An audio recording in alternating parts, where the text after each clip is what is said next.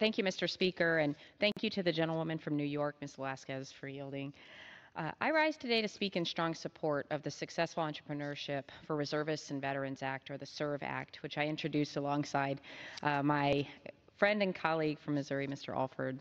The SERV Act not only honors our veterans, it honors their service, and it empowers our veterans to embark on a new chapter as entrepreneurs and small business owners.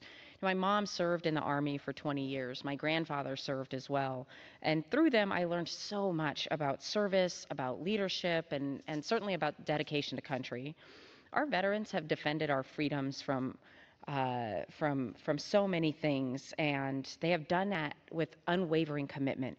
And we absolutely owe it to them to provide support, the support that they need to achieve personal and professional success as they return home. The SERV Act is a testament to that commitment that we have to the brave veterans that have served.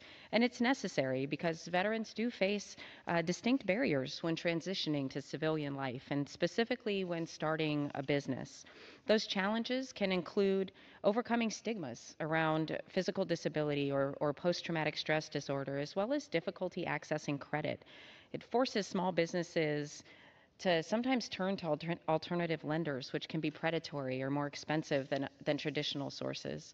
And while those challenges exist for all potential entrepreneurs and our small business owners, it can be especially difficult for our veterans who often have trouble accruing credit necessary to attract and attain capital. These barriers have led to a 35% decrease in veterans starting small businesses since World War II. And the U.S. Small Business Administration currently works closely with the VA and the Department of Defense on several excellent programs that we heard about from my colleague, Mr. Alford. Specifically, those programs are designed to help our veterans transition to civilian life and entrepreneurship. But those programs are not always as easy to find as they should be.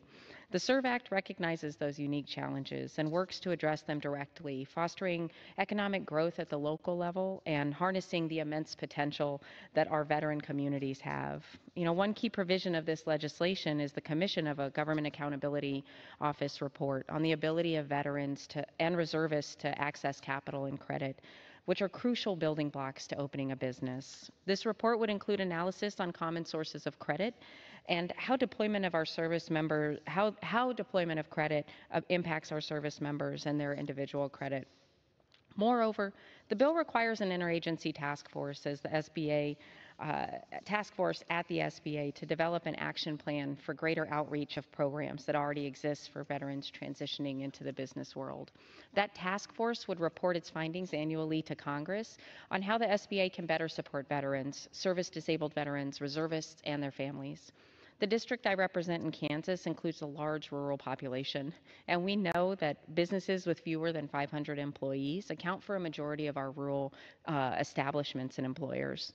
And by supporting our veteran entrepreneurs and making it easier for them to start small businesses, we're boosting local economies in both urban and rural settings.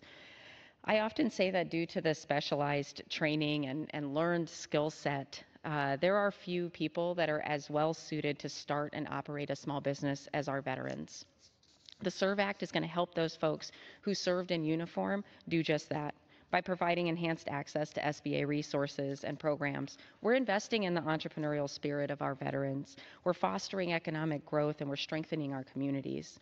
I urge my colleagues, alongside my friend, Mr. Alford, on both sides of the aisle, to stand united in support of this crucial legislation, which did pass the House in a largely bipartisan way in the last Congress. Let us send a powerful message to our veterans that we appreciate their service, their sacrifice, that we are dedicated to helping them succeed in their endeavors while serving and as they return and hang their uniform up. Thank you, and I yield back